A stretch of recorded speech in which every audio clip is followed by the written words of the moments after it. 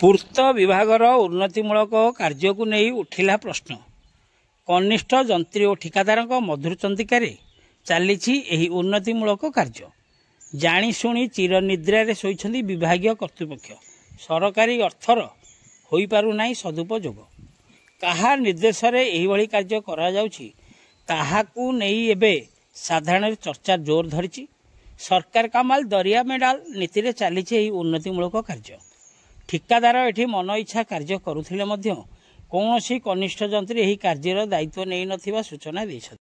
ଏହିପରି ଏକ କାର୍ଯ୍ୟ ଦେଖିବାକୁ ମିଳିଛି ଖୋଦ୍ ଖଣ୍ଡପଡ଼ାରେ ଥିବା ପୂର୍ତ୍ତ ବିଭାଗ କାର୍ଯ୍ୟାଳୟ ପରିସରରେ। ଏପରି କାର୍ଯ୍ୟକୁ ସ୍ଥାନୀୟ ବୁଦ୍ଧିଜୀବୀମାନେ ନିନ୍ଦା କରିଥିବା ବେଳେ ସ୍ଥାନୀୟ ବିଧାୟକ ଏଥିପ୍ରତି ଦୃଷ୍ଟି ଦେବାକୁ ଦାବି ହେଉଛି। ଘଟଣାରୁ ଜଣାପଡ଼ିଛି ଖଣ୍ଡପଡ଼ା ସହରରେ ଥିବା ପୂର୍ତ୍ତ ବିଭାଗ କାର୍ଯ୍ୟାଳୟ ପରିସରରେ କନିଷ୍ଠ ଯନ୍ତ୍ରୀଙ୍କ ଉଦ୍ଦିଷ୍ଟ ନିମନ୍ତେ ଏକ କୋଠାଘର କାର୍ଯ୍ୟ ପ୍ରାୟ 30 ଲକ୍ଷରୁ ଉର୍ଦ୍ଧ୍ୱ ଅର୍ଥରାଶି ବ୍ୟୟରେ ଜୈନିକ ଠିକାଦାରଙ୍କୁ ଟେଣ୍ଡର ମାଧ୍ୟମରେ କାର୍ଯ୍ୟାଦେଶ ପ୍ରଦାନ କରାଯାଇଛି।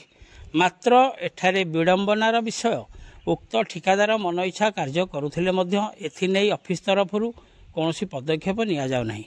ଏପରିକି ଉକ୍ତ କାର୍ଯ୍ୟର ବର୍ତ୍ତମାନ ସୁଦ୍ଧା କୌଣସି ଜେଇ ଦାୟିତ୍ୱ ନେଇନଥିବା ସୂଚନା ଦେଇଛନ୍ତି। ଏପରି ସ୍ଥଳରେ ଏହି କାର୍ଯ୍ୟ ପ୍ରତି ସାଧାରଣରେ ପ୍ରଶ୍ନବାଚୀ ସୃଷ୍ଟି ହୋଇଛି ଏବଂ ଜେଇମାନଙ୍କ ଅନୁପସ୍ଥିତିରେ ଏପରି କାର୍ଯ୍ୟ ହେଉଥିବା ଦେଖିବାକୁ ମିଳିଛି। ଏହି କାର୍ଯ୍ୟ ବିଷୟରେ କିମ୍ବା ଉଚ୍ଚ କର୍ତ୍ତୃପକ୍ଷଙ୍କୁ ଯୋଗାଯୋଗ କଲେ ମଧ୍ୟ କୌଣସି ସୂଚନା ମିଳୁନାହିଁ।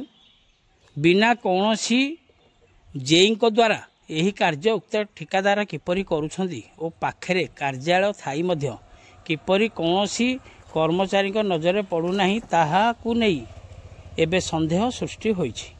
ଏପରି କାର୍ଯ୍ୟକୁ ଚାଲୁ ରଖିଥିବା ଠିକାଦାର ଓ ବିଭାଗୀୟ କର୍ତ୍ତୃପକ୍ଷଙ୍କ ସଲାସୁତରାରେ ସରକାରୀ ଅର୍ଥର ବାଟମାରଣା ହେଉଥିବା ଆଲୋଚନା ହେଉଛି।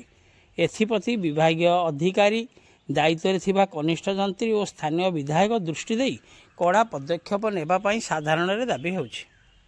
ଖଣ୍ଡପଡ଼ା ପୂର୍ତ୍ତ ବିଭାଗ ତରଫରୁ ବିଭିନ୍ନ ଜାଗାରେ ବିଭିନ୍ନ କାମ ବିଷୟରେ ଅଭିଯୋଗ ଆସୁଥିଲେ ମଧ୍ୟ କୌଣସି ସୁଫଳ ମିଳୁନଥିବା ବେଳେ ଏହି କାର୍ଯ୍ୟରେ ଠିକାଦାରଙ୍କ ଠାରୁ ମୋଟା ଅଙ୍କର ପିସି ପକାଇ ବିଭାଗୀୟ କର୍ତ୍ତୃପକ୍ଷ ଓ କନିଷ୍ଠ ଯନ୍ତ୍ରୀ ଏହି କାର୍ଯ୍ୟକୁ ଅଣଦେଖା କରୁଥିବାର ଚର୍ଚ୍ଚା ହେଉଛି। ତେବେ ଦେଖିବାକୁ ବାକି ରହିଲା ଏପରି କାର୍ଯ୍ୟ ପ୍ରତି ସ୍ଥାନୀୟ ବିଧାୟକ ଓ ଉଚ୍ଚ କର୍ତ୍ତୃପକ୍ଷ ଆଗାମୀ ଦିନରେ କି ପଦକ୍ଷେପ ନେଉଛନ୍ତି। ଖଣ୍ଡପଡ଼ାରୁ ସନ୍ତୋଷ କୁମାର ସାହୁଙ୍କ ରିପୋର୍ଟ, ଖଣ୍ଡପଡ଼ା ଖବର।